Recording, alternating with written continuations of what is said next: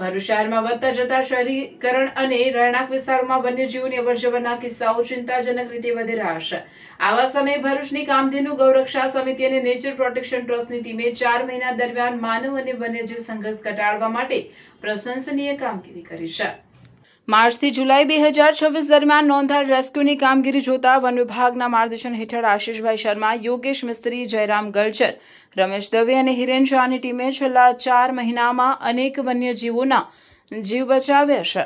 આ સમયગાળા દરમિયાન કરવામાં આવેલા રેસ્ક્યુની વિગતો જોતા તેમાં સૌથી વધુ બિનઝેરી 46 અને 14 ઝેરી સાપ સહિત 4 અજગર, 11 પાટલા ઘો ઉપરાંત 5 શાહુડી, 2 મગર અને 2 ઘુવડનો સમાવેશ થાય છે.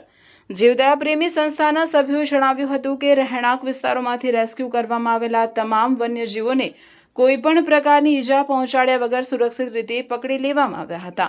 ત્યારબાદ વન વિભાગની દેખરેખ હેઠળ આ જીવોને તેમના અનુકૂળ અને સુરક્ષિત કુદરતી આવાસમાં ફરીથી મુક્ત કરવામાં આવ્યા હતા. ભરૂચના જાગૃત નાગરિકો અને પર્યાવરણ પ્રેમીઓએ આ ટીમના સેવાભાવી કાર્યને બિરદાવ્યું છે. આ ટીમ માત્ર જીવ બચાવવાનું કામ જ નથી કરી રહી, પરંતુ સામાન્ય નાગરિકોમાં વન્યજીવો પ્રત્યેની ભીતિ દૂર કરી તેમને સુરક્ષિત રાખવા માટે જાગૃતિ પણ ફેલાવી રહી છે.